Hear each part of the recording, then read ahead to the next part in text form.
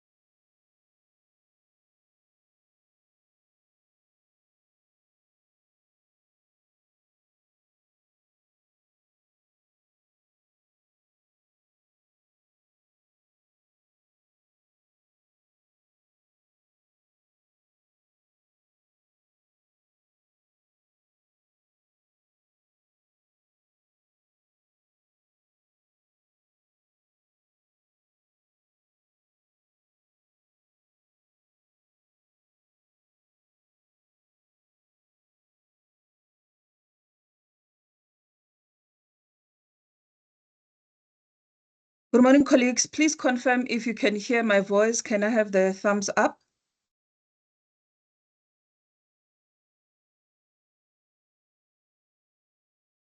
Thank you. We're going to start in a minute.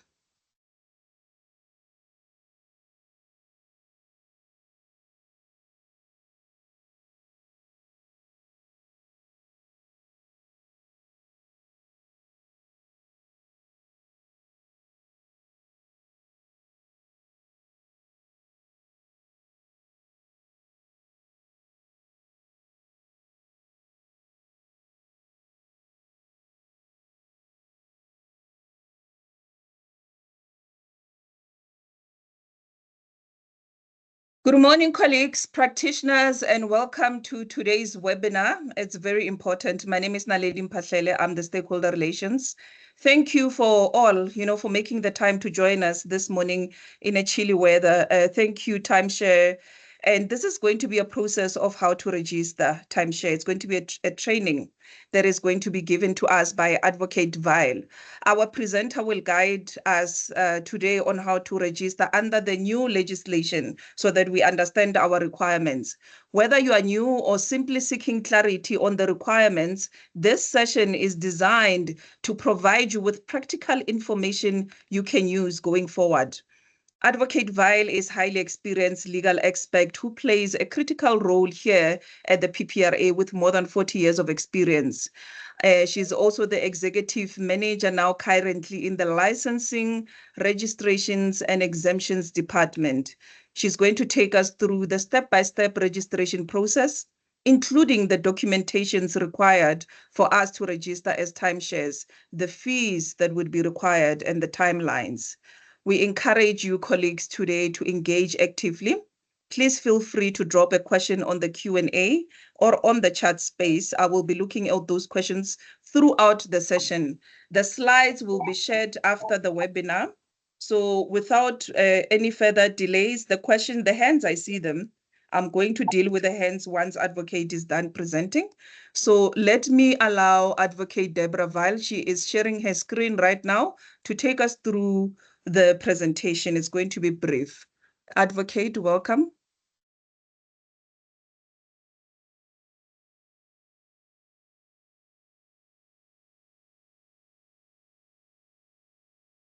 Good morning, Naledi. Good morning, everybody, and welcome. Can you hear me and can you see the presentation, Naledi? Yes, we can see. Can we have it on slide mode?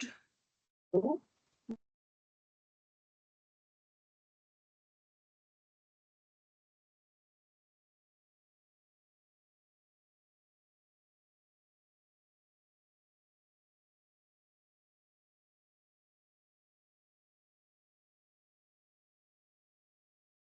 Taking a moment to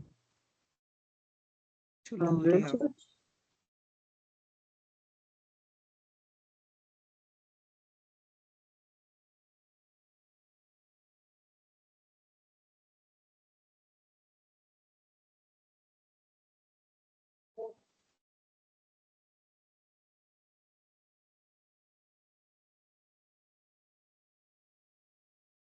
Yes, Is we it all can see. visible now? Yes, Advocate, we can see it. Thank you. Right, good morning, everybody. Welcome to the presentation for timeshare industry. The PPRA, as the regulator of timeshare, has prepared a presentation to assist you not only to understand the new legislation which applies in your industry, but also how you fit into it and what you are required to do in order to register in the timeshare industry under the PPRA.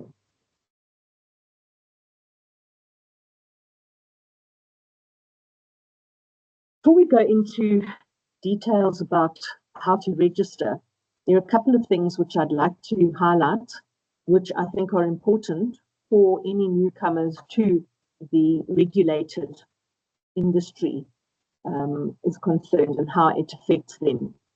And there's some important information which you need to know so that you don't run foul of any of the legislation which applies to you, and so that you can be informed as to what is expected, as well as what you are able to do in relation to PPRA. So first of all operations in the timeshare, fractional ownership, and holiday letting industry fall within the parameters of the Property Practitioners Act. That means they fall into a regulated sector, and the regulation of the sector is prescribed in the Act, which is an Act of Parliament. It's a law or a statute, and it must be complied with at all times. It is peremptory. Nobody has the authority to decide not to apply it or to water down any of its provisions, except where the Act gives that discretion expressly to the regulator. So when the PPRA requires certain things of you, it's not because we're trying to be difficult, it's not because we have the authority to decide what happens. It's because we are enforcing legislation, which is our mandate. And all property practitioners are required to know and comply with the legislation that governs their industry.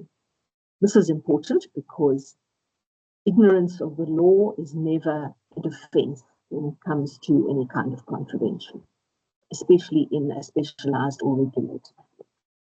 So what's the purpose of regulation? Why is it that we have to jump through all these hoops, that we have to have somebody else telling us what we can do and what we can't do in our own industry?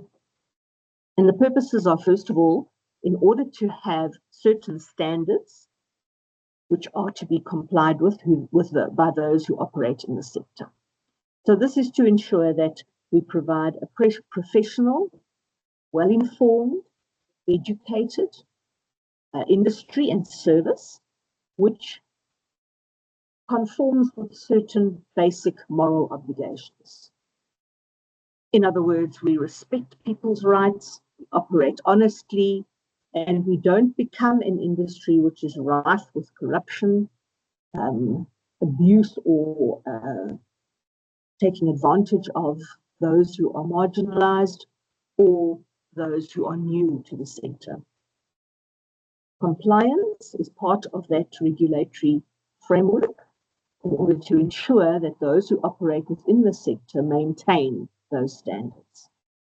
Education is another reason for regulation, and that is to ensure that we educate not only property practitioners to provide the service that they need to, but also to educate the public and the consumers so that they're aware of what their rights and duties are. Transformation is an important mandate that we are given under the legislation, and it's part of our mandate, and it's specified in certain areas of the Act and the regulations as to what we are required to do to ensure transformation of the sector. And then consumer protection is part of the mandate as well, informing, providing a tribunal or a complaint forum where consumers have an issue or have not received the service they're entitled to expect and are able to come and complain, and we can take action in order to assist them. We move on before we do the actual registration aspects to some important changes in the legislation which are applicable to your industry. These are a couple of important aspects which you need to be aware of so that you can ensure compliance with them. As I've advised, all operations in the timeshare and fractional ownership industry and in the holiday letting industry fall within the regulation of the PPA, and it is required to be complied with by all practitioners. If you operate in the timeshare industry, but you also wish to operate in a different industry within the property sector, you are required to register not only in the timeshare industry and receive a Fidelity Fund certificate in that industry, but you are also required to register in whichever other industry you operate in and to hold a Fidelity Fund certificate in that industry also. The same firm is able to register in multiple industries. You are able also to operate under different firms in different industries, as long as you have a Fidelity Fund certificate. Operations within the property sector, if you are performing property practitioner activities as defined in the Act, is unlawful unless you are in possession of a Fidelity Fund certificate. It's also important to note that a business property practitioner, which is defined in the Act as a firm, whether it's a company, a CC, a trust, or a sole proprietorship, in other words, an individual person who operates their own firm for their own account, are required to be registered by the person who is responsible. And then individual property practitioners, such as the directors, members, sole proprietor, trustee, partners of a firm, as well as the employees or subcontractors who perform property practitioner activities for that firm, must all be registered in their individual capacity as well. So an individual is never able to be a floating property practitioner. You are required to register under a firm, or if you are compliant, to register your own firm with us, and then to register individually under that firm. And in the timeshare and fractional ownership industries, you register not as a principal or a candidate or a full status agent or an estate agent or any of those. You register as a director of the firm and an employee of the firm. So everybody who enters the firm and operates within the firm falls into one of those two categories, and that is what you use to register.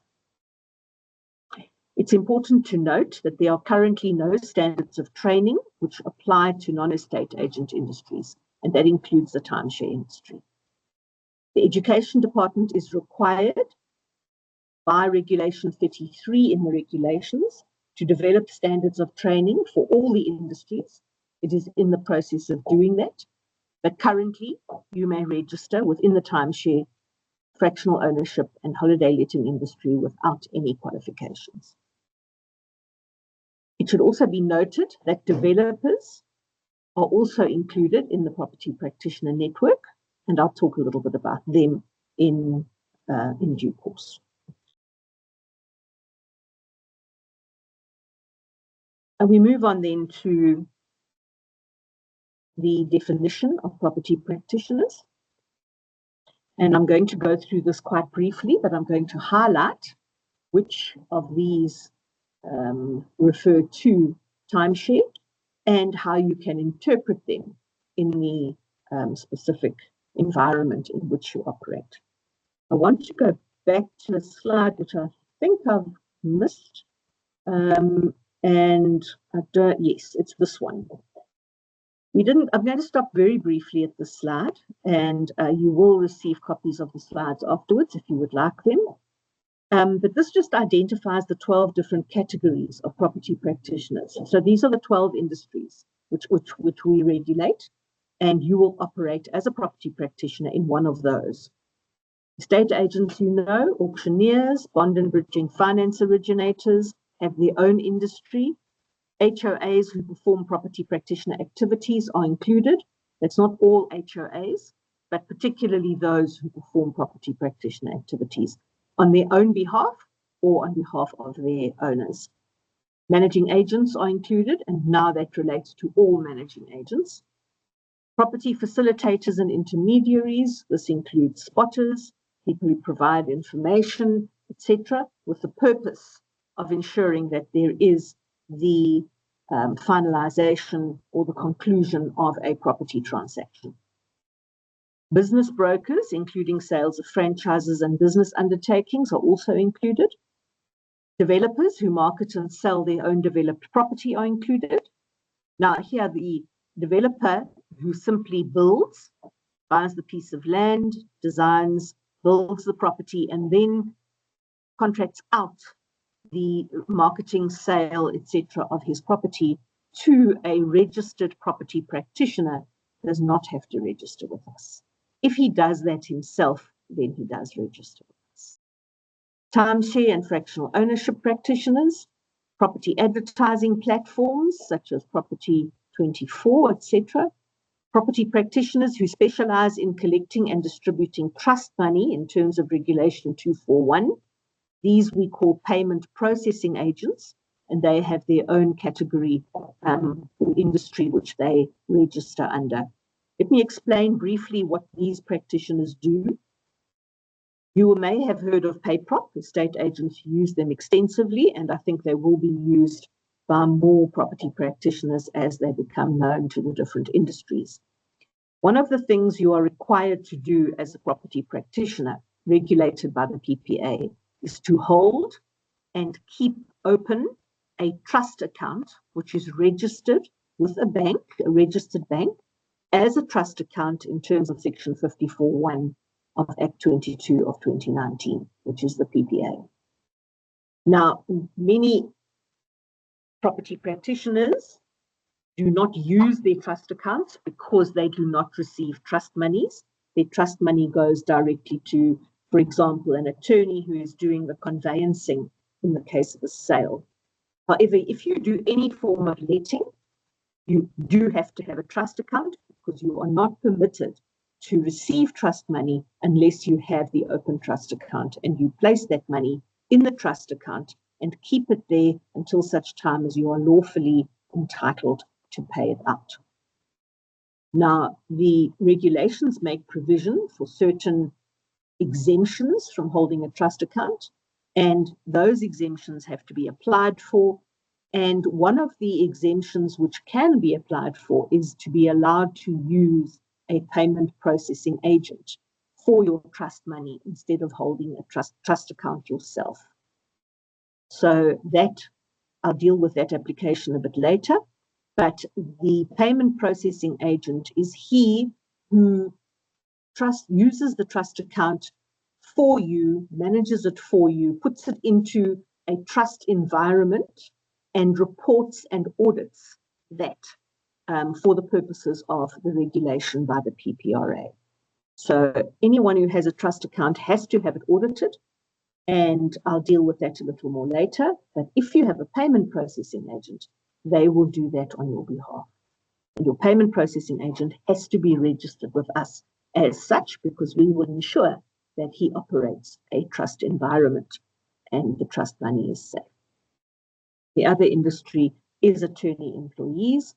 And attorney employees are those who are employed by an attorney within the attorney's business, and the attorney employee operates and performs property practitioner activities at the office of the property practitioner, and such as arise in the course of the property practice, the attorney's legal practice.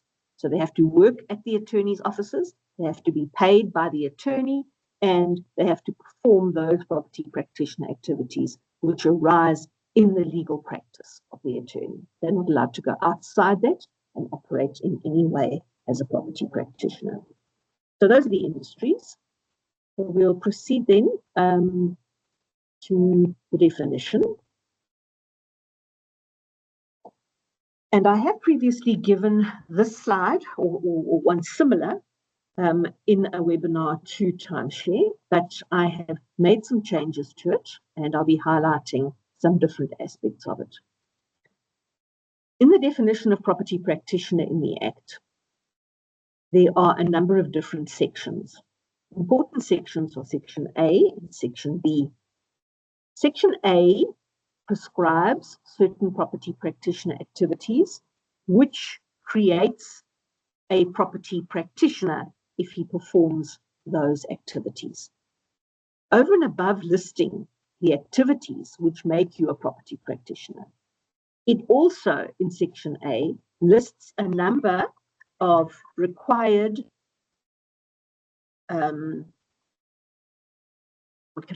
principles or circumstances which have to apply in order for you to be defined as a property practitioner.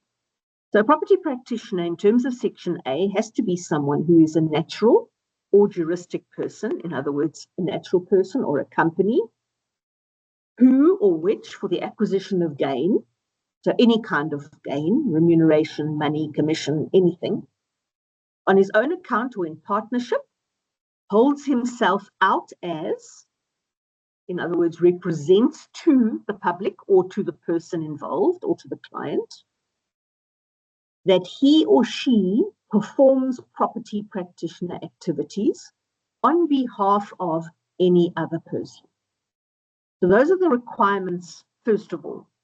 The persona, that you do it for some sort of gain or benefit, that you act for yourself or in partnership or under a company, that you hold yourself out or you represent to others, that you perform property practitioner activities, and that you do so on behalf of other people. So you act as their agent. This applies to the property practitioner activities which are set out in this section, and we'll look at those. The property practitioner activities indicate include rather auctioning, selling, purchasing, managing, exhibiting for sale, a business undertaking or a property, negotiating in connection with it, canvassing or undertaking or offering to canvass a seller or purchaser, and letting or hiring or exhibiting for sale any property or negotiating in connection with that property in order to canvass a lessee or a lessor. It also includes anyone collecting or receiving monies on behalf of a lease of a property or a business undertaking. Subsection 4 deals with financing or bond brokers, which is not new. And then section 5 says, in any other way, acts or provides services as an intermediary or facilitator with the primary purpose to effect the conclusion of an agreement to sell or purchase or let or hire a property. We will go on to the next. I see hands. Please keep your questions and make a note of them and keep them for the end. I may well deal with the questions that you have in the course of the slides. So if I don't, then please raise your question when we're done, and we'll be happy to listen to them and answer them. Okay, we're going to stop for purposes of that definition at the definition of property as included in the Act. And property is defined as in the Act as immovable property and any interest, right, or duty associated with it as contemplated in section 2. This is important because it expands the ordinary definition of property into including any interest, right, or duty associated with that property. Okay, so when a managing agent says, well, I don't manage property, I maintain the property, or I manage the body corporate or whatever, all of those in fact translate into the management of an interest, a right, or a duty in relation to a property. And so they fall within the regulatory process. That definition as contained in the Act refers to section 2 and indicates that the immovable property and the interest, right, or duty associated with it is applicable as contemplated in section 2. So let's have a look at section 2 and see what's contemplated in section 2. Section 2 is headed the application of the Act. In other words, where does the Act apply? And it gives you exactly where the Act should be applied. And it says this Act applies to the marketing, promotion, managing, sale, letting, financing, and purchase of immovable properties, and to any rights, obligations, interests, duties, or powers associated with or relevant to such property. Very wide definition, and it basically encompasses all those 12 industries that I've mentioned. You should be aware also that shares in a property conveys your rights, obligations, duties, and powers in respect of an immovable property, and so is brought within the ambit of the PPA. There's also a definition of manage, and this is important for those who perform property practitioner activities as an estate agent or as a timeshare practitioner, but who also manage properties. And we look at the definition of manage. If we look at the definition of managing agent, it says it means any person who manages property as referred to in subparagraph A1 of the definition of property practitioner in the Act.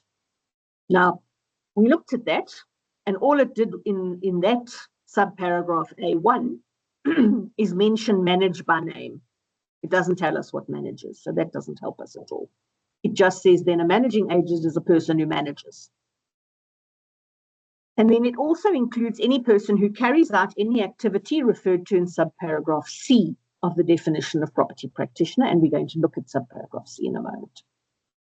And then it goes on to include your managing agent under the Sectional Titles Act, and also any executive appointed under the Community Schemes Ombud Services regulations, okay, which is not directly relevant to you.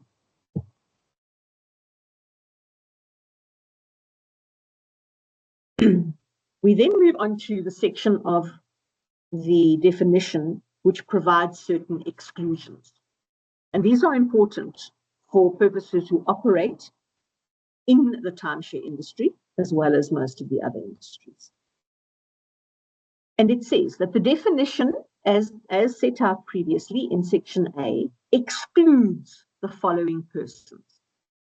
A person who does not perform these property practitioner activities in the ordinary course of business. So we're talking about the person who owns their own home and who sells their own property. We're talking about the person who perhaps has a neighbor who is selling their property. They know someone who's coming into the area and who might be interested in purchasing their house. They introduce the two of them, and the neighbor says, "Thank you very much, my house has been sold, appreciate that, here's 1% of the purchase price to say thank you." All right? Now, because the person who introduced the parties does not do property practitioner work in the course of his business is actually as a medical doctor, for example, then he is not required, because of that one-off transaction, to register with us, and he is not regarded as a property practitioner. The second exclusion is where the person performing these property practitioner activities is a natural person, and that person in the ordinary course of business offers a property for sale which belongs to him or her in his or her personal capacity. Okay, it's similar, but not the same as your owner who sells their own home. This, for an example, is talking about the person who, during his working life as a medical doctor, for example, purchases certain properties as investments or for his old age. They are his properties, they are registered in his name. And when he retires, he then manages those properties, buys and sells properties, of his own properties, that is, in order to maximize his investment and in order to ensure that his properties are properly looked after, properly maintained, and that he keeps properties in a good area that are going to realize a profit for him. Now, he is doing that as a natural person. He's doing it in the ordinary course of his post-retirement business, which is his properties. And those properties belong to him in his personal capacity. And therefore, he does not need to register with us. He's excluded from being a property practitioner. However, bear in mind that if he purchased those properties in the name of a company, or in the name of a trust, or in the name of a CC, he would then have to register in order to perform the management and sale and purchase of his own properties. Own being that they purchased in the name of a company, and he is the only shareholder of that company. The others don't apply to you, but subsection 6 applies, and this is a provision in the definition which says that any person who performs any functions designated as property practitioner functions by the minister is also a property practitioner. And the minister has, in fact, designated certain functions to be included in the definition of property practitioner. And we'll look at that in a moment. The definition then continues to the next section and says that this definition of a property practitioner also applies to the following. Now, bear in mind, we are now in a different section. So those 5 requirements of operating on behalf of another person, etc., which applied in section A, are not applicable to section B. Okay? Section B specifies that irrespective of whether you fall under A, you are also a property practitioner if you perform the following operations. And it says, property practitioner includes any person who sells by auction or otherwise, or markets, promotes or advertises any part, unit, or section of, or rights or shares, including timeshare and fractional ownership, in a property or property development.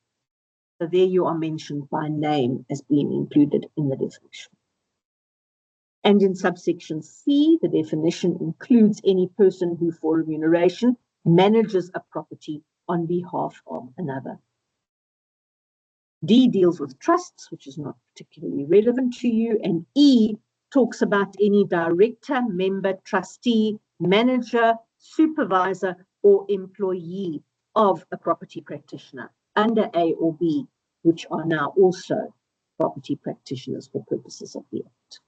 We will talk about exemptions that apply a little later, and certain people, specifically certain directors who can apply for an exemption from registration with us. And then attorney employees are included. It indicates that an attorney is not included in the definition, but it goes on to advise that this applies only when the attorney performs property practitioner activities that arise within his legal practice. He does it from the premises of his legal practice, and he does it in the name of his legal practice. So any attorney who wants to employ estate agents or timeshare agents to go out and advertise and publish and find properties to be sold or to be rented or whatever, must come and register with us as a property practitioner, not as an attorney, and must operate then under that FFC. While he performs a property practitioner activity that arises within his legal practice, he is covered by the Legal Practice Council's Fidelity Fund certificate.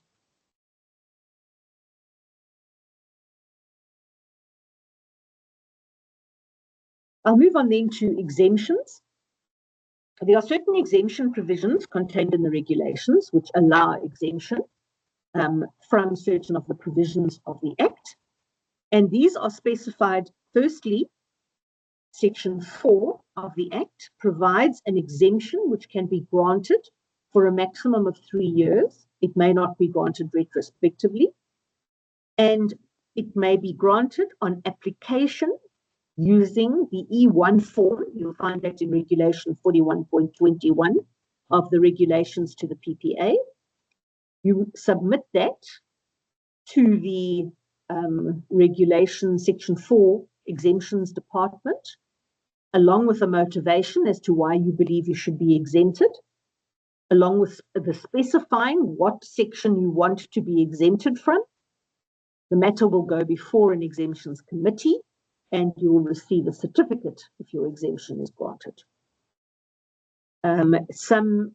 This includes, for example, directors who are not executive directors, or alternatively who are directors who are solely HR directors, IT directors, or directors who have no management or involvement role with property practitioners or employees in the property practitioner sector. In other words, they do purely accounting, purely something else, and they don't actually manage any property practitioner employees. They can apply for and be granted that exemption. Please note that no exemption is granted simply for the asking, and it also doesn't apply without an exemption application having been submitted, considered, and granted. There are also trust account exemption provisions. Now, I've mentioned to you that in terms of Section 54(1), all property practitioners are required to hold a trust account. You may apply for a trust exemption to the audit department. You do this by using the affidavit, which you will find in Regulation 2. You complete that affidavit and have it commissioned. And in that affidavit, you will state that you do not receive trust money. You have never received trust money. You do not have a trust account. Or if previously you received trust money and had a trust account, that trust account has been closed, it has been wound up, and you submit proof of that fact. And you undertake in the future not to accept any trust money at any time without coming to us and giving us 60 days notice that you intend to do that, and opening a required trust account and registering it with us. And once you sign that affidavit and have it commissioned, you can submit that to audit at the PPRA, and they will consider your application. And you then can register without a trust account. Alternatively, if you want to register but use a payment processing agent, instead of having your own trust account, you can apply for the same exemption, but specify that you will be using the payment processing agent and then submit a letter to audit with your application confirming from your payment processing agent that they are opening a trust account and managing your trust money on your behalf. Just another word on exemption provisions. The exemption provisions in relation to your exemption application must please be sent to Section 4 exemptions. It's the word section, the number 4, and exemptions at the ppra.org.za. Please do not send it to exemptions at the ppra.org.za. Those are equivalency exemptions which apply to estate agents only, and they go to the education department. So if you apply for an exemption using that email address, we will not get it and we will not be able to process it.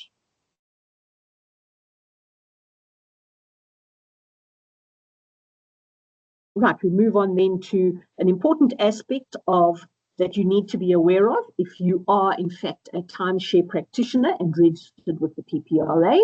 And this relates to deregistration, dormancy, or ceasing to operate, or selling your firm as a going concern. And this is to advise that any director of a company that performs a property practitioner activity, such as timeshare, may never resign as a principal of your firm, because the Act specifies in Section 54(9) that if you are the principal or director of the company and responsible for that company, you must close down your firm as a going concern. You must close your trust account. You must provide any outstanding audit reports in relation to your trust account, which you are required to submit annually. And you must provide a winding up audit report to confirm that your trust account has been properly wound up. And you must request us, once that has been done, to please deregister the firm. And only when the firm is deregistered can you then have your name removed as being the responsible person for that firm. The alternative, if you are selling the firm as a going concern, or another director is taking over or continuing in your absence, then you have to have that person registered as the principal or the director of your firm, and that person will stand within your shoes, where you previously had the responsibility in relation of compliance in relation to that firm. Now, in that instance, we have to first register that other director as the person responsible for the firm. We have to issue him with an FFC, and then we will deregister you from that firm. Just also remember that deregistration in one industry does not affect your status in a different industry, but non-compliance does. So if you are non-compliant and not entitled to an FFC in one industry that you have registered in, that will mean that you cannot get a Fidelity Fund certificate for any industry that you operate in, or any other firm that you operate. And that is because the Act specifically says that you have to have complied with all the provisions which are in the Act for you to receive a Fidelity Fund.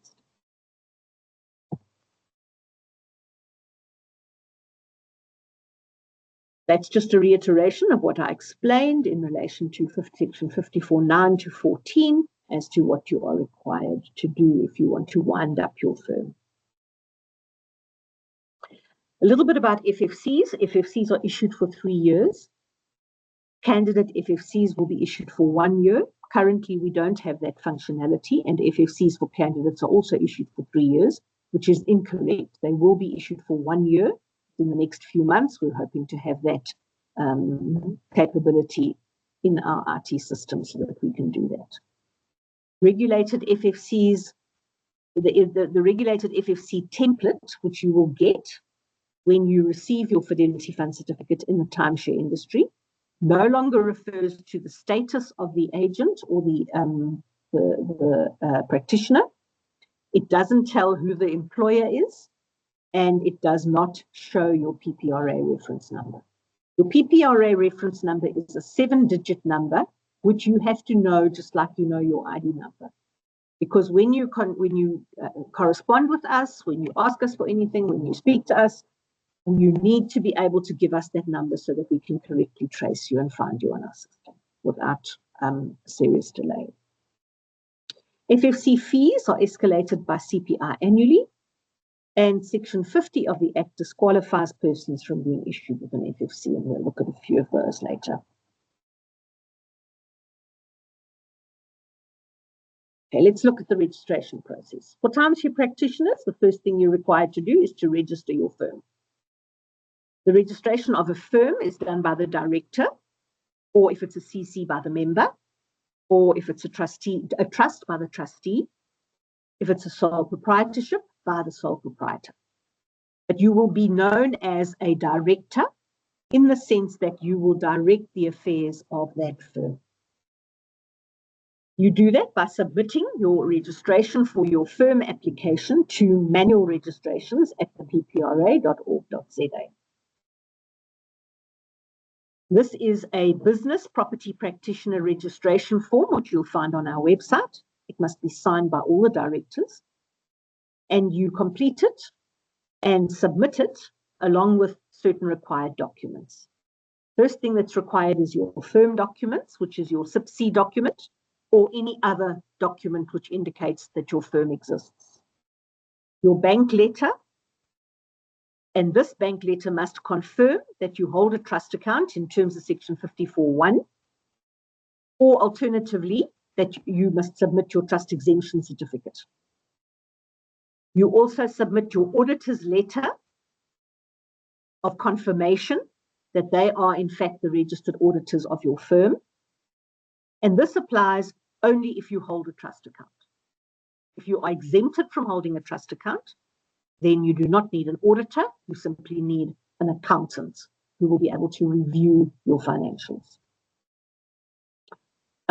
You are also required if you are a juristic entity, in other words, if the firm is a company, a CC, or a trust, you are required to submit a valid BEE certificate.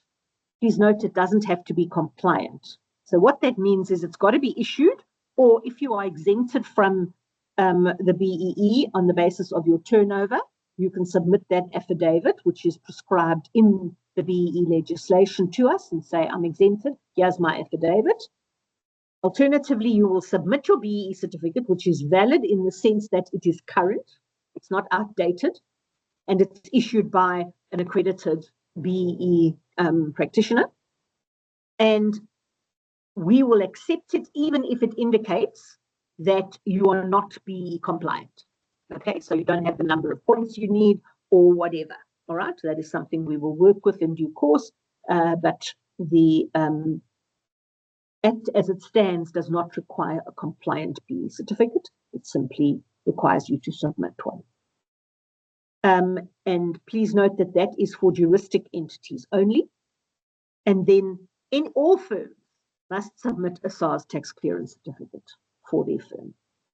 If you are unable to do so because your firm is new and you don't have any tax history yet, then you would have to apply for an exemption so that you can register without submitting a tax certificate, and you would probably get an exemption for 12 months, after which you would be required to submit that tax certificate. And then you will submit proof of payment of the statutory and administration fees.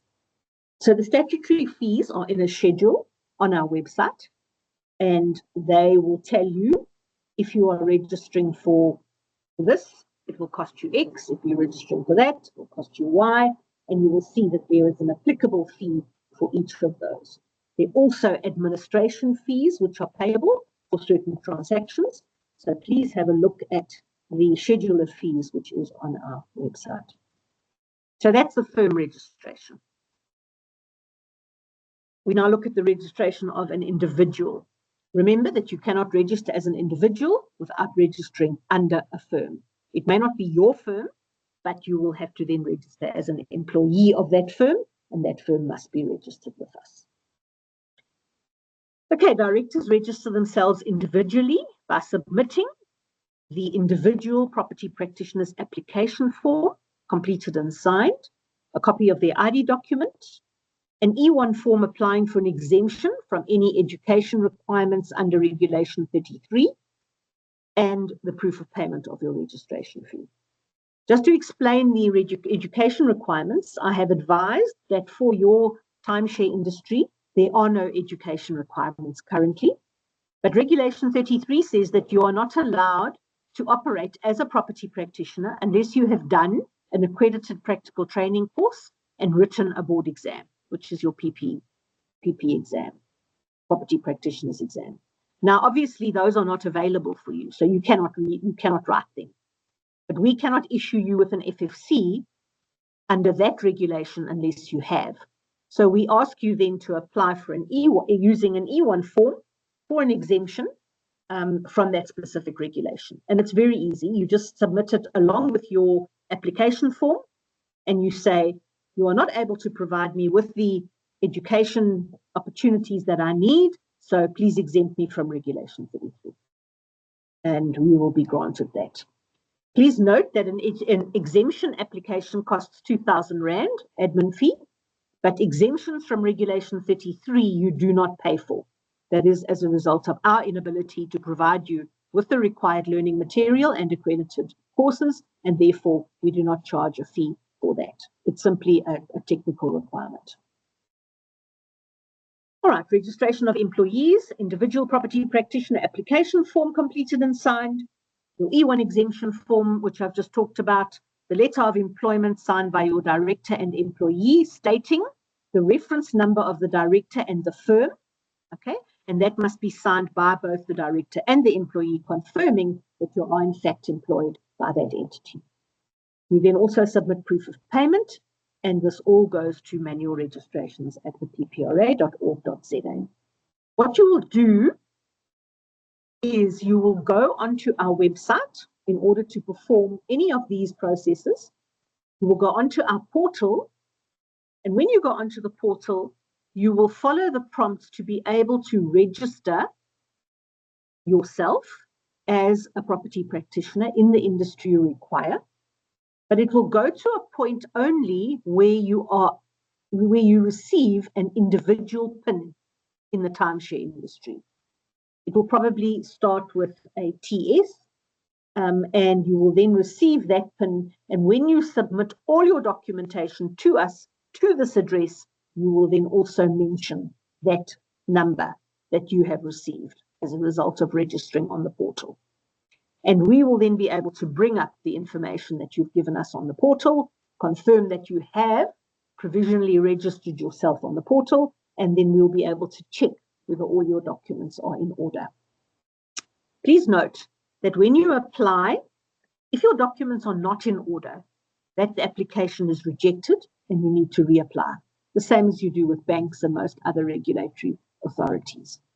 We do not accept partially compliant applications.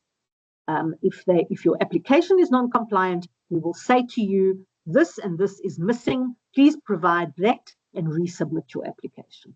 And you will then resubmit your entire application, correcting those errors which were in the original application.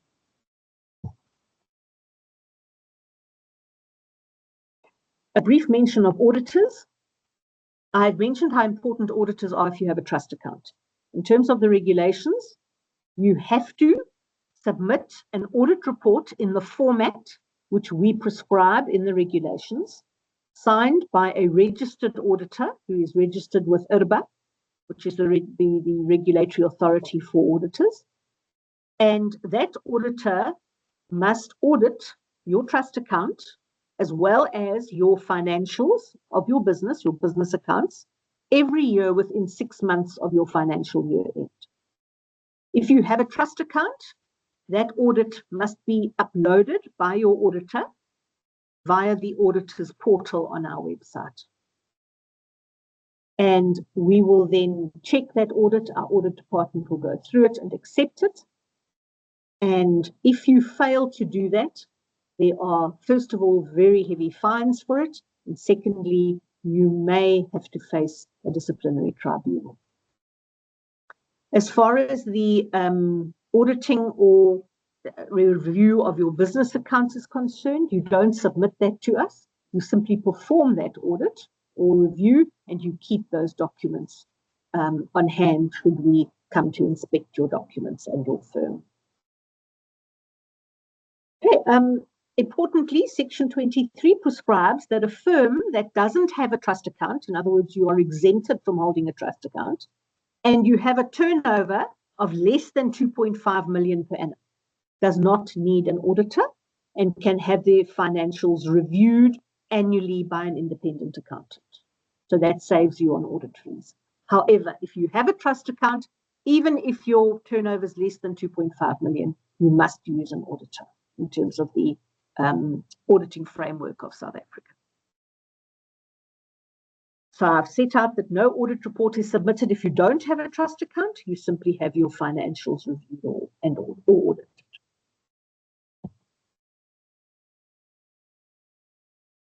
A couple of general discussion points before we finish. Inspections and compliance. You should be aware that the Act prescribes that we have to send out inspectors who are appointed to do inspections for compliance. They can issue a compliance notice for minor misconduct, which has a fine attached to it. And in terms of the compliance notice, you are advised to rectify whatever the problem is and to pay a fine. If you do that, you won't go before a disciplinary committee. The matter will not be registered as a non-compliance, and you will then be able to pay the fine, and that'll be the end of it. If you don't pay the fine, or you believe that you're not guilty and you wanted to go before a disciplinary tribunal, then you can advise the legal department of that, and then they will issue you with a summons to appear. Enforcement through disciplinary action is also prescribed in the Act and regulations. So we are required to enforce the legislation and summons those who fail to comply to a disciplinary hearing where it is serious misconduct. We also mediate industry disputes between practitioners, and consumer complaints we receive and we investigate and take action on. Education requirements. As I've stated, there are no current education requirements for timeshare. They will be advised as and when they are developed, along with the other 11 industries who are currently registered without qualifications. However, be aware that estate agents do have qualifications that are required of them, and those are the same ones which are set out in the 2008 regulation on standards of training for estate agents, and those have been retained under the new provisions.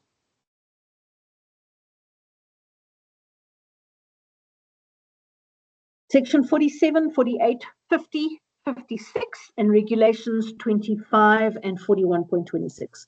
Please go and have a look at these. They are important, and they specify that it's a criminal offence and disciplinary conduct may occur. You may also have a criminal charge laid against you if you perform any property practitioner activity for gain without holding an FFC. Your FFC renewal is required to be done by the 31st of October of the last year of validity of your FFC. Late renewal will attract penalties in terms of the regulations. Section 56.5 prohibits payment of any commission to any practitioner or principal or business without them supplying a valid Fidelity Fund certificate to the conveyancer or whoever is paying out the commission. And such commission, if it is paid out, has to be repaid to the owner or the person who paid it on demand. Alternatively, if it is not paid out and it's held by the attorney or anyone else has to then pay it over to the property practitioner's Fidelity Fund. And again, no non-compliance with that constitutes a criminal offence. A couple of general points. Disqualification of property practitioners occurs under Section 50. And there's a number of different criteria. Please have a look at Section 50 and see what disqualifies you from holding a Fidelity Fund certificate. One very important one is if you have been convicted of a criminal offence which involves dishonesty or fraud, or you have been sentenced to imprisonment for a conviction, a conviction involving dishonesty, for which you were sent to prison without the option of a fine, or you were given a suspended prison sentence without the option of a fine. Such persons cannot receive a Fidelity Fund certificate unless they apply for an exemption and are granted one, which I can tell you is unlikely. Also, the disqualifications under Section 50 include juristic persons who don't submit a BE certificate, persons who don't submit a tax clearance where the person is a firm, and if you have been convicted of discrimination of any kind by any court of law in South Africa, you also cannot receive a Fidelity Fund certificate. You have to be educationally compliant. If there is education set up that is required for your sector. If we have had to pay a Fidelity Fund claim because you made off with trust money and could not be found, and we have had to settle somebody's claim, then also you are disqualified from receiving a Fidelity Fund certificate. And foreigners may not receive a Fidelity Fund certificate unless they are lawfully resident within the country and entitled to work. Transformation, briefly.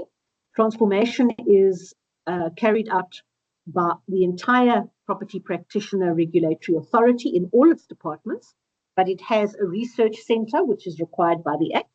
It also has a transformation fund, which allows us to perpetuate the inclusion of previously disadvantaged individuals, which we are required to do.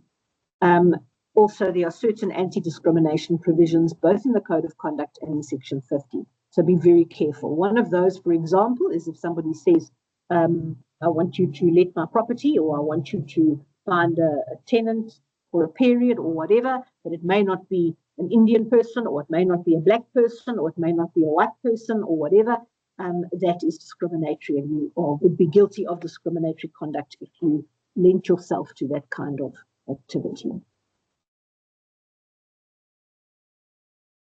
You should also be aware that Section 53 and Regulation 41 are very important for all practitioners to be aware of.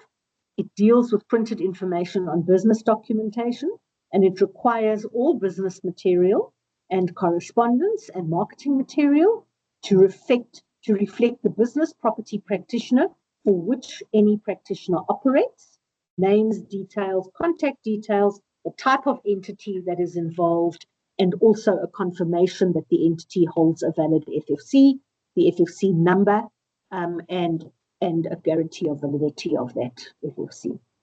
Your FFC is also required to be displayed prominently in your place of business. That brings us to the end of the slides. I hope that this has been informative and of some value. Unfortunately, we deal with legislation. It has a lot of legalese and a lot of principles in which it interprets and applies, and it is our job to do that and to advise you of it.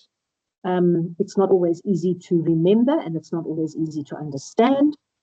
So please feel free to either put queries on our marketing for our marketing department to be able to respond to, or you can contact our call center.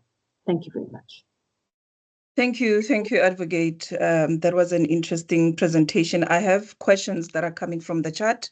Colleagues, I'm going to unmute you. We see the hands. We'll take those hands.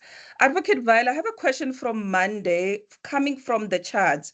And the question says, I'm registered with the PPRA and have current FFC, Fidelity Fund Certificate, and have done so for many years. Does this still affect me? But I'm thinking, Advocate, if she would want to venture into timeshare, maybe that's her question. Okay, sure. All right. The fact that you have been registered with us for many years is wonderful. And you must remember that under the old Act, you would have been registered with us as an estate agent. That registration will continue and will remain valid for purposes of operations in the estate agent industry only. If you want to operate as a managing agent, or you want to operate as an auctioneer, or a timeshare practitioner, or any other industry which I have explained to you, you have to come and register with us under that industry using the process I've explained. The other thing you need to be aware of is, as an estate agent, if you were an estate agent prior to 2008, it will, sorry, I seem to have lost everything here. Let me just check if I can, okay, it looks like I'm back. Yes, you must be aware that the 2008 requirements in respect of education in the estate agent industry makes it necessary for you to update your education requirements. So as long as you have done that, and you have done your NQF4, NQF5, PDE4, and if you want to become a principal, or you are a principal, your PDE5, then this will not affect you in any way, as long as you are remaining only in the estate agent industry. If you are venturing out, then you have to register in that industry.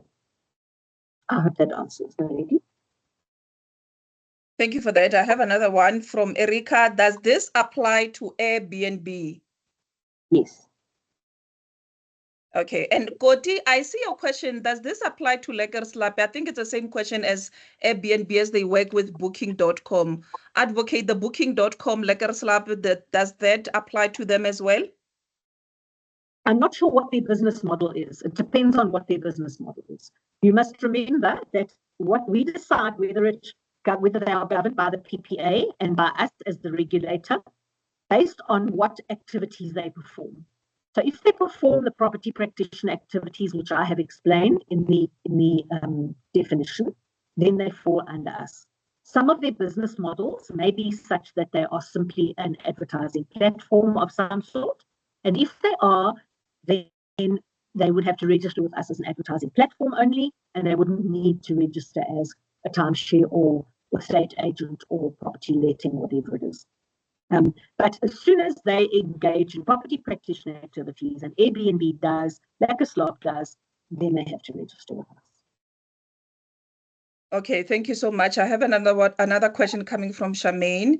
If a real estate firm only sells and does rentals for properties, and once in a while is approached by a seller to sell their fractional unit, must we then also register as a timeshare practitioner?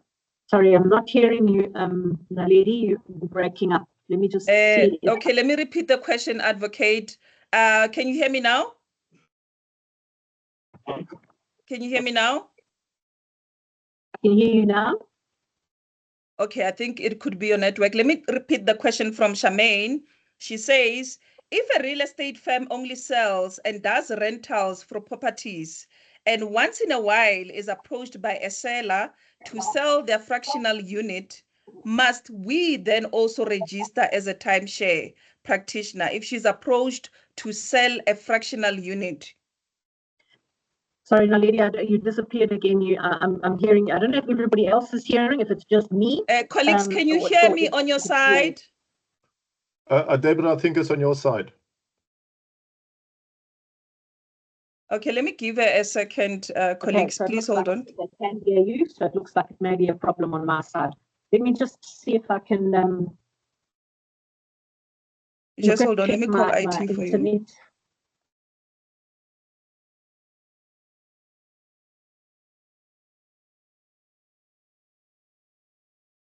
All right, try again, please, Naledi.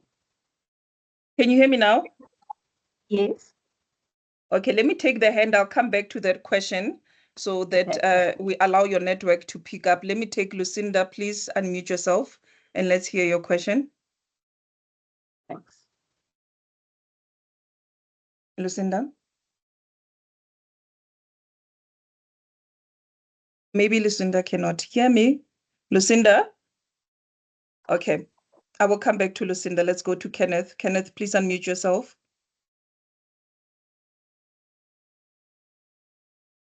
Can you ask them for a cable, internet cable, please? I seem to be losing internet. Thanks. Okay, we're not winning. Let me go back to that question from Charmaine, advocate. If a real estate firm only sells and does rentals for properties and once in a while is approached by a seller to sell their fractional unit, must we then also register as timeshare practitioners?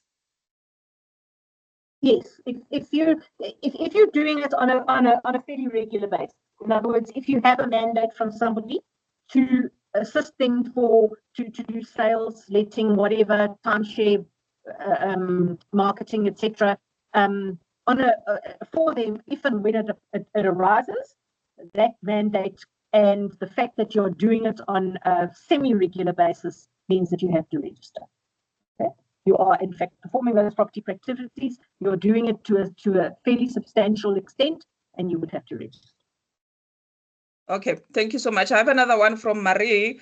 On sales of timeshare, does one require tax number for all parties? Does one require what? Sorry? On sales of timeshare, Yes. does one require tax number for all parties?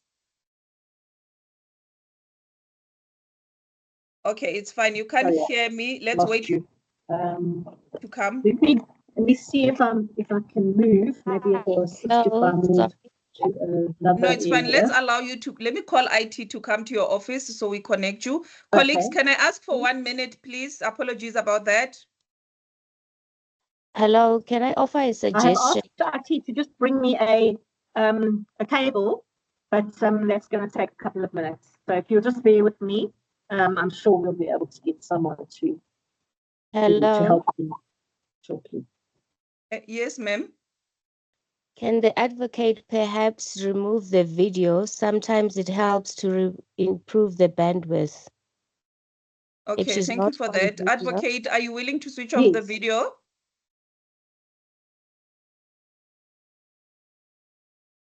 I'm not sure if she can hear me. Let me send her WhatsApp. Just hold on, colleagues.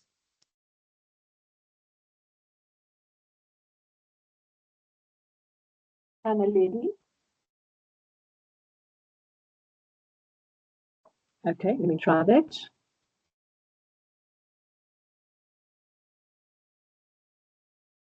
Yeah, switch off the camera.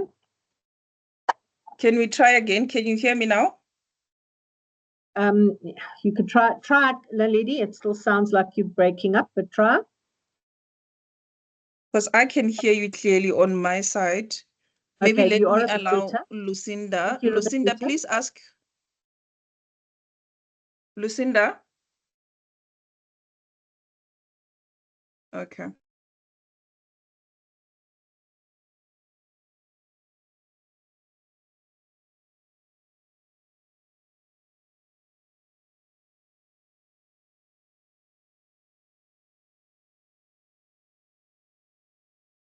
Anna lady. I can hear you. I can hear you now. Yes, I can hear you now. Okay, thanks. Okay, colleagues, apologies about that. Network issues. We know technology now and then it can do this. Let's try Lucinda. Please ask your question. Questions on the chat. I will come back to that. Lucinda? Good morning. Can you hear me? Yes. What I'd like to know is about the exemption. You say if I am operating under a different company, do I also still need to get the exemption of the trust account? Okay, so you say you're operating under a different company. What does that mean? Different to what? Does that mean you have To your my own own account? No. You've got so you've got your own company and you're operating under another company. No. I'm operating under my company's, my own. I'm working for somebody, in other words. So I'm an individual estate agent, yeah. Okay, so you're an employee of another. That's correct, yeah. Okay. No, you don't have to have a trust account if you're an employee. Only firm owners have to have trust accounts. I know, because I just caught you along the line that you said that all property practitioners need to get exemptions by writing that affidavit and things like that. So I thought I'd just ask. Yeah, no, all property practitioners who are principals, directors, or want to register their own firm.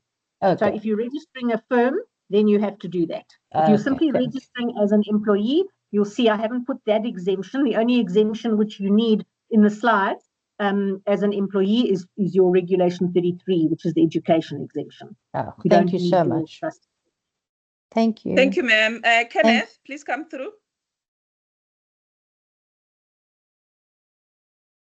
Kenneth? Okay, Kenneth cannot hear me. Let's go to Ron. Ron, please ask your question. Yeah, I've got a few questions. So the first question is, I think you've answered it regarding booking.com. But if they run a call center, all of those agents must be registered with a PPRA. Is that correct? Sorry, just give me a moment. Okay. You're saying if Timeshare is running a call center, making calls for bookings? It's bookings, yeah. Oh, okay. Sorry, just give me a for moment. marketing. I've just got IT here. I just want to quickly see if I can. All right, that's fine. Thanks. Just hold on, If sir. I need it, I'll do that. Thank you very much, Jerry. We're a little better at the moment, so I'll see. I do apologize, everybody. I just had someone assist with the network. Please, would you repeat your question? I apologize. The question is, let's say, for instance, a company, I'm just using booking.com or a timeshare company using call centers or receiving calls regarding particular property or marketing properties. Yes. Must all of those agents also be registered with a PPRA? It depends what they do. If they're involved in taking bookings, which let properties, and they are making the bookings, they are making sending out invoices, arranging for the collection of money, etc. They will have to, yes. Okay, which brings me to the second point, and it's not to do with timeshare, it's just a normal real estate business. I see a lot of agents use external cold calling companies to find mandates. Do those call center agents to be registered, or a person that sits in the office that just does cold calling, must they also be registered with a PPRA? If they're phoning to say, are you interested in marketing or selling any of your property, and the person's saying yes or no, and if they say yes, saying, can we put you in touch with an estate agent, then they don't have to. If they're doing more than that and they're saying, right, let me tell you, what would you like? And I can show you something in this area or in that area, etc. And it becomes, they're involved in any kind of negotiations, any kind of discussions about properties, etc. Then they would have to be. So I can get so if it's as a property practitioner, I can have a person just phoning to get appointments for mandates and so on, so that they don't have to be part of the PPRA because they're just doing cold calling for me. Yeah, just cold calling, as long as they're saying, are you interested in any of these services, and putting them in touch with you, that's fine. Then they don't need to. Okay. And then the last point I want to put forward, and I've seen it and just saw it the other day on Facebook, people are advertising. They say they are principals, they're waiting for their principal status to come through, but they're getting agents to register with them, but they're not registered, but they're marketing the properties on Property 24 and private property. Do they have an FFC or do they not have an FFC? They haven't got a FFC, nor has a principal. And the principal is not, he's registered, but he hasn't got his principal status. Can he still register, run as a company? Sorry, I'm not sure. I'm not with you. Just say that again. Okay. So let's say, for instance, you've got a agent. He's waiting for his principal status. He's full status agent, but he's waiting for his principal status, and he runs his business, waiting to write the exam. Can he still employ agents while he's? No, he cannot operate a firm as a full status agent ever, and he cannot employ anybody as a full status agent. Okay, so in that instance, please do advise us. Please report it online to us, and we will investigate. Okay, no, just because somebody approached me and I figured out where the problem lies. That's why I thought I'll just double check with you, Advocate. If he's an estate agent, he definitely cannot operate unless he is a principal. And we have registered him as a principal, and we have registered his firm. No principal will ever be allowed to be a principal unless he has a firm, because that's one of the requirements to be a principal, is that you operate your own firm. It's in the statute. So even if he's got he's got a principal status, but he hasn't written the exam. No, that doesn't make sense, because Okay. he will not get a principal status unless he has written the exam. Yes. Okay. No, I just want to double check to make sure that. So he's lying. If he says he's a principal and he hasn't written exams, then the exam to be a principal, then he's lying. He is not a principal.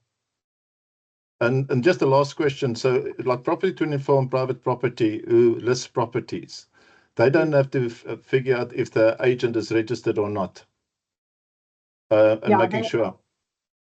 Yeah, they're supposed to. They're supposed to ensure that they are registered and that they do have an FFC, and I know some of them do.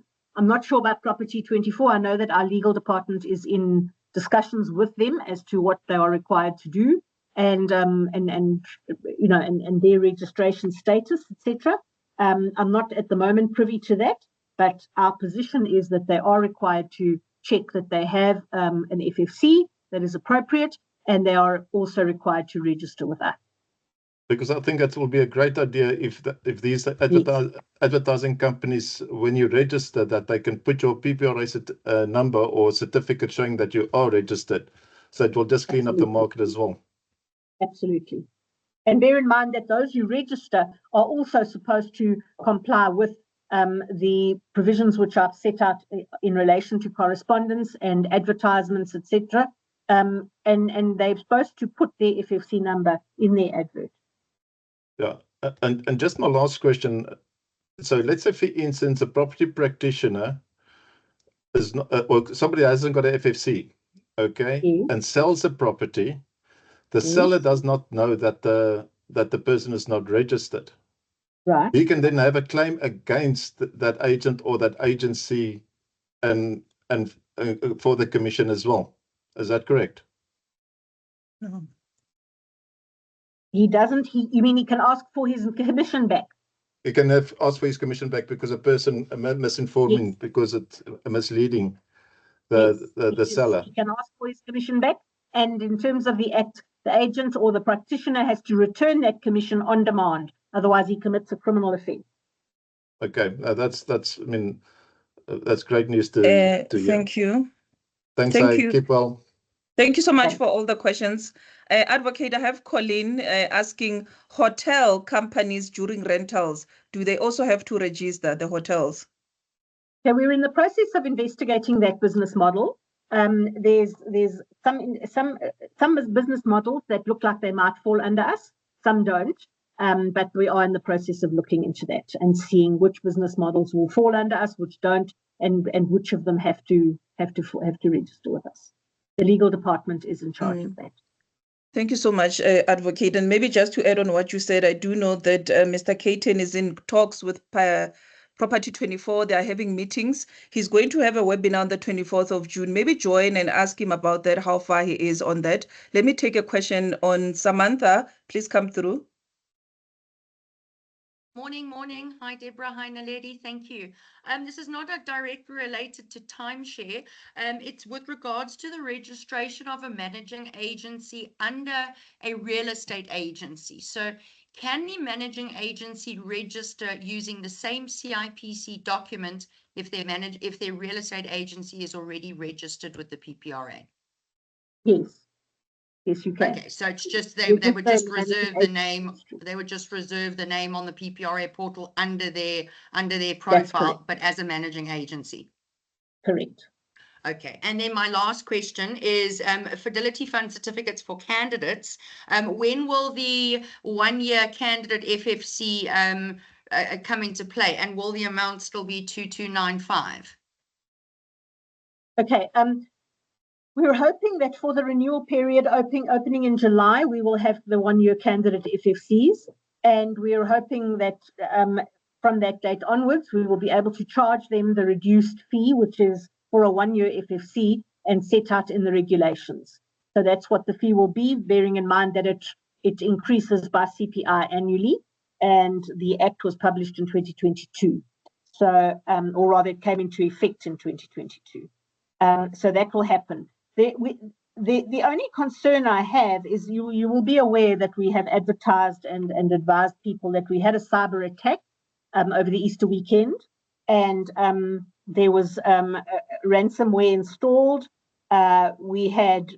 Fortunately, we are backed up through Vodacom, but it did mean that our system was down for about 2 weeks while we restored what we had to restore and got the backups back into an operating format. So as a result of that, there's been a bit of a delay, but we're hoping still that towards the end of this year, we'll be able to give the 1-year FFCs to candidates. Great. Thanks very much. Thanks for this webinar. Thank you so much. Thank you so much. I have one from Michelle. It's not related to timeshare. If you own the CC property company, do you need FFC for the company and for the individual as well in a CC? Yes. Okay. Thank you so much for that. PZ Nduli, please ask your question. Good day, everyone. It's a follow-up question. By when can the PPRA investigate the Booking.com and Airbnb business model so that they can guide us as They are in the process of doing so now. The legal department is involved. It's the date that we can expect guidance on? Sorry? She's asking about the date. Okay, maybe let me answer that. Remember, we said on the 24th of June, the executive of compliance in legal is going to have a webinar. Maybe come to that webinar and let's engage on that and ask him, because he's busy having meetings and he's busy trying to investigate that and also with the other entities. So I think maybe he will give us clarity on that. I'll also send him an email after this webinar. Drop your email address here with your question. I'll CC you when I send him the email so he can respond. But he's going to have a webinar on that on the 24th of June. Let's go to another. Are you answered, ma'am? Can I move? Sorry, what is your email address?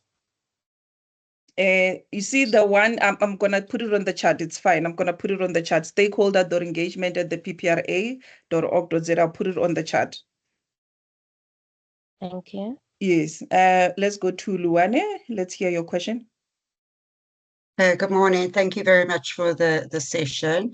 I've got a few questions, if I may, please. The first one is, what about FEEC registration in these different industries? Currently, I'm registered as a managing agent firm, and we need to be registered with FEEC, but it doesn't really fit into the estate agency part of FEEC. So I just want to know, in all these individual silos, how is that going to be? Is that still a requirement? Okay. As far as FIC is concerned, the current legislation of FIC only provides that that the estate agent industry has to be regarded as somebody that is or rather an industry that has to report to them in relation to a whole lot of various compliance aspects. Other industries are not in their FIC legislation currently. So they are planning to change it, but for the moment, we don't require FIC registration from the other industries. We only require it from estate agent industries. Okay, because that was obviously on the application as a requirement. So as a managing agent firm, we've sorry? I didn't hear, sorry. So yes, so the FEEC number, registration number was a requirement to register as a managing agent. And that's why I'm raising the question, because it's obviously, like you say, it's only the estate agency that needs to comply with it. So how would you exempt that through the application process then? Because at the moment, it currently, as part of the application process, it's asking for FEEC registrations. It will, yes, and it will only apply to those who are ticking the estate agent box on the application form. Okay, so I could change that. So thank you very much. I've got a couple of other questions. The next one I want to ask is, if you are, so for example, I'm registered as a managing agent firm. If I want to register as intermediary and facilitating, would I need to register a firm application as well as an individual application for that as the company, or can the same company just get, sorry? Can the Yes. same company just get what? Can the same company just register the employee, or does the company itself also have to be registered as the facilitator and intermediary? Company has to be registered as a facilitator. Okay, super. And then my hopefully second last question is, if you were, say, for an example, an employee in a bank and you are negotiating the bank's leases or properties, or managing the leases and properties, extensions, etc., through agencies, if you like, would you need to be considered an intermediary or a facilitator? No, usually they're performing banking related requirements. And if they are if they are a financial service provider and they are specified under the Act, I'm just going to find the provision, as a financial institution, then they are exempted. So they are a financial institution, banks, and so they are exempted. So they're employees that are negotiating their property leases on behalf of the bank. Are they not performing practitioner functions? No, they're not property practitioners because they are employees of the bank. They are the bank. Okay, thank you. And They're then my performing final bank question. operations. Okay, I get that. Thank you very much. That clears that. And then my final question is, if you've got you've got a trust account and you are a new business and you just operated and you haven't yet taken any kinds of funds through the trust account, but you'd like to keep the trust account open, are you able to apply for an exemption for the audit return on the basis that no funds have gone through the account through that financial year, in order to just keep going and not pay for the expense of the audit then? No. If you have an open trust account, it has to be audited. We only have your word for it that there's no money going through it, and we unfortunately can't accept that, because there are plenty of people who will say that, no, their trust account is dormant, but when we investigate it, it's actually not. Yes, I mean, is there not a process where we could get an auditor, to do a mini audit, rather than doing that entire audit, if everything's just zero, that would be more cost effective for those types of situations? Now, the auditor is bound by the bank, the auditing frameworks, which are applicable in their industry. So they have to perform the same function for that account, whether it's a dormant account or not. Obviously, the work that goes into performing those functions is going to be far less, and they should charge you far less than a trust account that's got 50,000 transactions in a year. But the fact remains that it has to be an auditor who performs that function, and that's why it's got to be done. It's a statutory requirement. Okay, amazing. Thank you. That's all from me. Thank you very much, you. Nadine. Would you be able to so share the much. slides with us, please? Yes, we're going to share the slides with you, everyone. We're going to share the slides after the meeting. Advocate, I have another question from Tabile. Please confirm whether timeshare industry has to register with FIC to obtain FIC number and submit that information to the PPRA when applying for FFC. Sorry, I didn't hear. I didn't get the question. Just repeat it. Tabile, if she can't hear me, can you please raise your hand and ask her? Tabile says, please confirm whether timeshare industry has to register with FIC to obtain FIC number and submit that information to PPRA when applying for FFC. Okay, I've just answered that. The answer is no. And you only populate that part of the application form if you are an estate agent. Thank you. Yena, please ask your question. Hi there. Thank you so much. I've just got two questions. Will you just be able to just elaborate on what is the process when I'm asking for a trust account exemption? The reason I'm asking is previous webinars, including this one, your step is if you do not have a trust account, you get an affidavit, sign it, you submit it to audit@theppra.org.za. I've done that and received no response for nearly 3 months. And in those 3 months, I've called, emailed, followed up, and then eventually I got hold of someone in the audit department who then said, no, you must just submit the trust exemption with the affidavit with your application when you're registering. So I just want to understand, what are we actually supposed to do? Because when following the process that is constant is said, that's not what's actually practically being done. Okay. In fact, we do both. If you want to apply to the audit department, you can submit. I don't know why they didn't respond to you. They should have. They should have received your affidavit, and they should have dealt with it on that basis, and then submitted it back to us. And we would have had a copy of it when you apply for your registration. They should also have said to you, okay, here it's been granted or whatever, and here is your exemption certificate. However, we also accept it by way of having somebody who comes in and decides that they want to apply, and they're going to put it into their application documents as part of those documents. If it comes to us, we will then send it to audit, and we will wait for a response from audit before we register you, and we will get that from audit. So both processes are supposed to work either way, whichever you do. But if you have submitted it and you haven't received the response, then you can always send it to one of us. You can send it to me, or you can send it to Nerato, and she will then send it to audit for you, and they will come back to her. Perfect.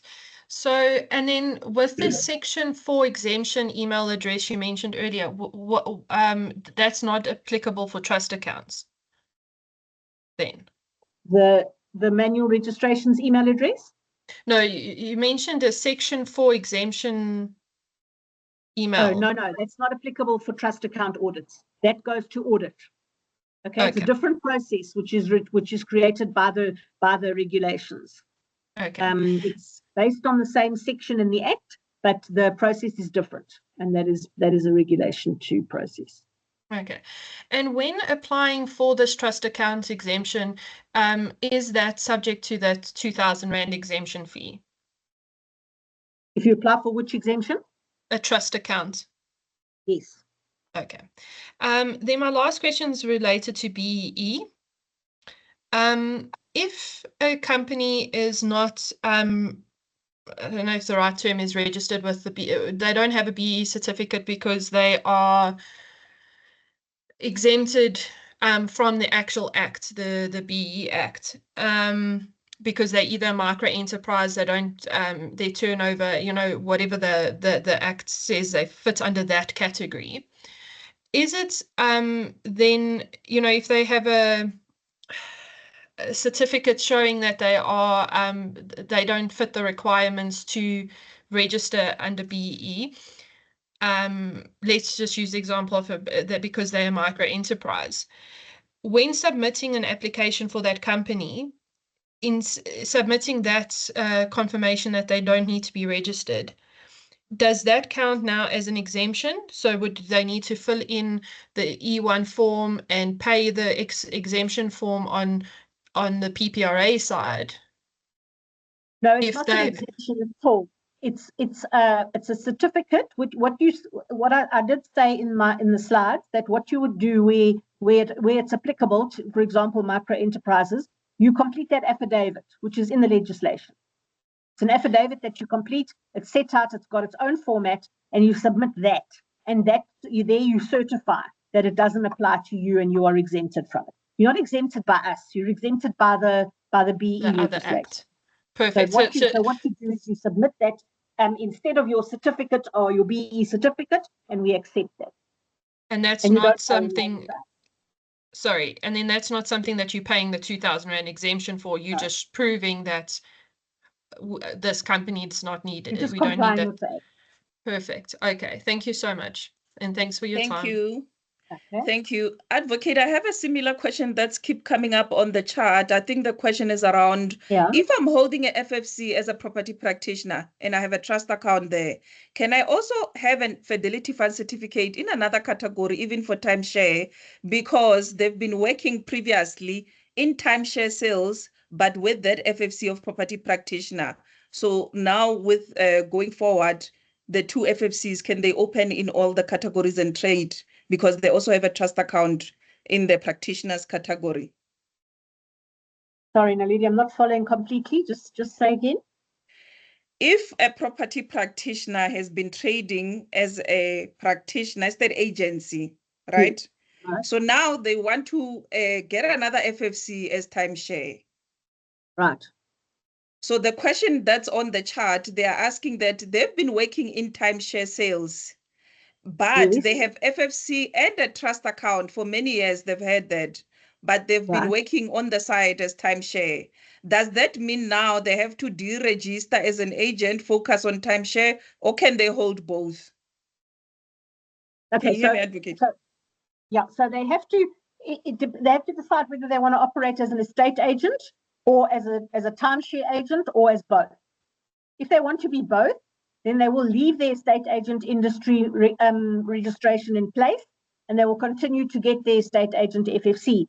They will also register in the timeshare industry with a separate trust account, and they will have to then get an FFC under that industry. If they only want to operate under the timeshare industry, then they can deregister and they can ask that trust account be transferred to their timeshare firm. They would have to get their bank to do that. So the bank would have to then provide them with a letter confirming that the firm trading as whatever holds the trust account, and that the trust money from whatever date is now, or let me put it this way: the trust account from the previous the state agency has been wound up. There's nothing left, and they are now going to use this account as a trust account for timeshare. Thank you for that. Koti, please ask your question.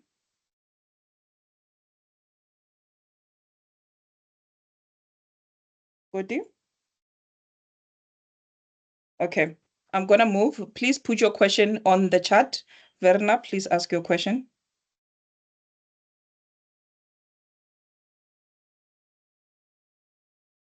Okay, they cannot hear me. Let me see on the chat what questions do we have. Let me allow Yavuka. Please ask your question. Hi, everyone. Thank you for taking my question. I'll be quick. I would like to also, we had submitted, applied for registration of our employees who are our agents, and now we made payments and everything, but we've got 3 resignations at the moment for those names. So I just wanted to find out what's the process and how is their application fees going to be allocated? Is it going to be under our account with the PPRA, or I just need clarity on that, please. Thank you. Okay, it depends on where the process is. So we will need to establish whether they have been registered, whether they have received the FFCs, whether they're in the process of being registered, or what. Yeah, they're in the process, but they haven't been registered. I think there was a problem with allocation of the money, with the funds, with the application. Yeah. So I think that it was there in terms of state, but I don't know if, They're not registered, and you would need to advise us that they have resigned and they are not, you don't want them registered. And if they have not yet been registered, then that money will be credited to your firm. Okay, cool. So yeah, I think we did send an email this morning, and then details, so I can ask you to look out for it. Okay, yeah, it's Yavuka from Sun International, Sun Vacation Club. That's the entity. And it's our so I don't know which other details maybe I can give you. Okay, what email address did you send it from? It was from Yanita's email. So she sent it to Tando Kanyi. Yes. Yeah. And So the email address that she her sent it from? Okay. Was It's Janita? Yanita.donaldson. Donaldson. DONALDSON at suninternational.com. Okay, that's fine. I'll ask her to look after it and respond to you. Thank you so much, Deborah. Thank you for the webinar as well. We appreciate it. Pleasure. Okay, Thank bye. you. Let's go to Michelle. Michelle, please pose your question. Good afternoon. Can you hear me? Yes. I own a CC. I am the only person working in the company. Generally, when I pay for my Fidelity Fund certificate, I only need one, but I get two certificates, one for me and one for the company. My question is, do I need to pay for two now? Because I was on the phone with one of your consultants yesterday, and she was saying to me that only if it's a PTY are you allowed to pay for one, but because I'm a CC, I must now pay for two. I need clarity on that, please. Who said that at the call center? Do you know? I did not take her details down. No. Oh my gosh. Okay. All right. Let me just explain this. Whether you're a CC or a company or a trust or a sole prop, you have to have two FFCs, one for the firm and one for you. Okay. But you never pay for a firm FFC. You pay an admin fee only, but you don't pay the 2,700 or 2,800 Rand for the actual FFC. Okay, so I just make one payment. And then also I noticed that when I went on yesterday, I never read the email that came through. Apparently, she said emails came through on Monday to tell everybody about what the new pricing is and what the procedure is, that it would be open as of July. And I went in on the timetable, or the table at least, that tells you what the pricing is. But before I did that, I was on the site and I went in on my individual one just to see if I could apply for one now. And it said individual agent renewal late 3478. Yet my Fidelity Fund certificate only expires in December this year. Both of them. Yes, well, so you will be applying for a renewal and the renewal fee will apply. But so why is it? You've got an existing FFC. Yes, but your system said late individual agent late renewal 3478. And it says that's on your personal profile. On my personal profile, well, on the agent's one, which is me as well. And yet I've both my Fidelity Fund certificates for the company and for me only expires in December this year. Yeah, look, we'll have to look on the system and see what's showing and why. But I'll ask Narasha to give you a call. Just give me your details. What's your name? It's Michelle Thomas. Have you what's your 7-digit PIN? Sorry, my 7-digit reference number with us? 086 7050. Telephone number? 0833. Yeah. 027. Yes. 307. 307. Okay. I'll ask her to give you a call later today, all right? And she can Thank you so much. Thank you. Okay. Advocate, I have there's 3 questions that are left here. Verna wants to try again. Let's see, Verna. Good day, Advocate. Can you hear me? Yes. Yes. My question is, a specific developer have asked our team to show for a month to actually source buyers for a specific development. After that, we only had the mandate for a month, but it was for sourcing. But then after that, the developer used their own internal employees that is not registered as estate agents, and they finalized all the deals, and we are out of all our commission. What should the process be for that? How to address that? Because they also advertise on Property 24, and it looks like if it's a property estate agency, but it is not. It is just a development company. What is the? You say they don't have an FFC? No, not one of the agents working for them, and also not the directors or the company itself. There is an attorney that is involved, in the company, and I think perhaps they use her trust account or whatever. But the point is they finalize. They to our advantage, they finalize the deals themselves, and they just leave us out, and we. No, they can't do that. Yeah, no, they can't do that. Yeah, please go onto the website and go to log a complaint, and please put in the details. You can be anonymous if you want to. Please just specify if you do, and then they will investigate this company and they will charge them for operating without an FFC. And if there are issues relating to disputes between you that you want mediated, there's that option as well. Okay, thank you for that. The other question is also about all the state organs, municipalities, and so on that actually manage property portfolios on behalf of the state or state organs. Are their employees, do they need to have FFCs, or is they exempt by the minister or anything like that? Because me as an agent cannot deliver any property services as an agent, because I'm, from the old apartheid era. So I cannot sell, but they are able to sell. Is that possible, or what is the process there?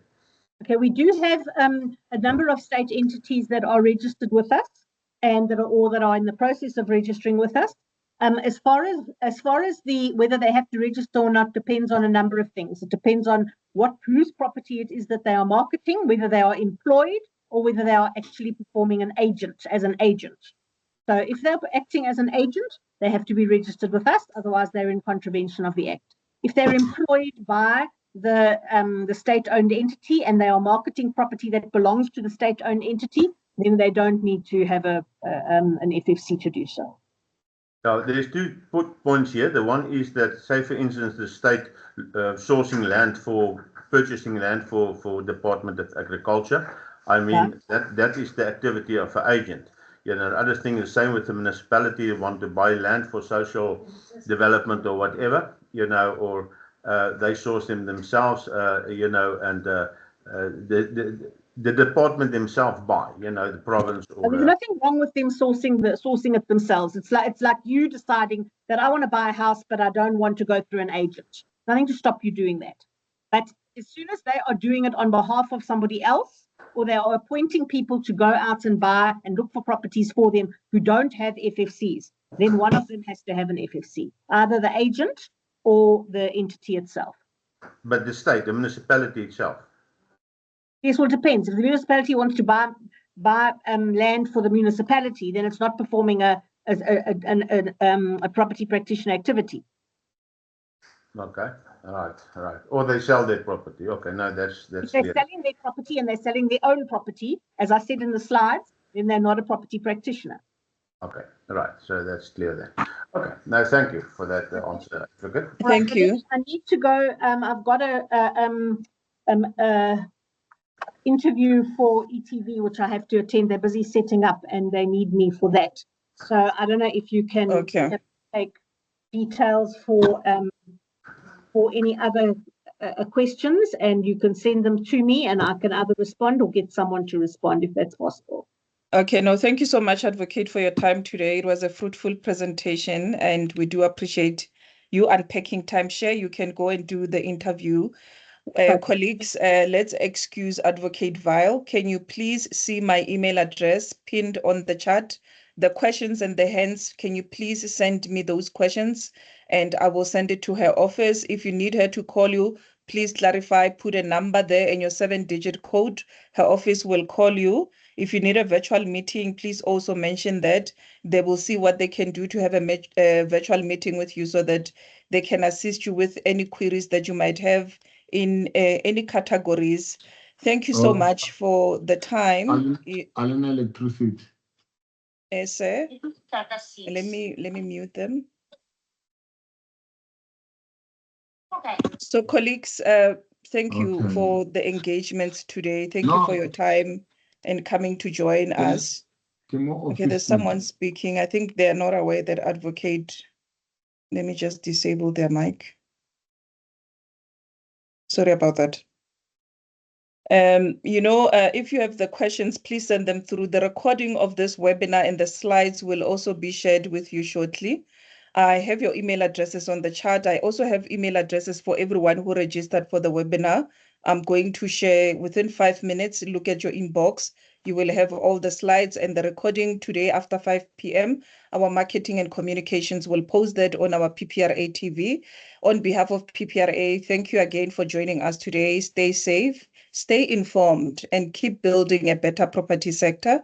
Enjoy a lunch. For those who are driving, please drive safe. Subscribe to our PPRA YouTube TV channel so that you can look at some of the webinars we've had in the past. Have a wonderful day and goodbye for now, colleagues. Thank you.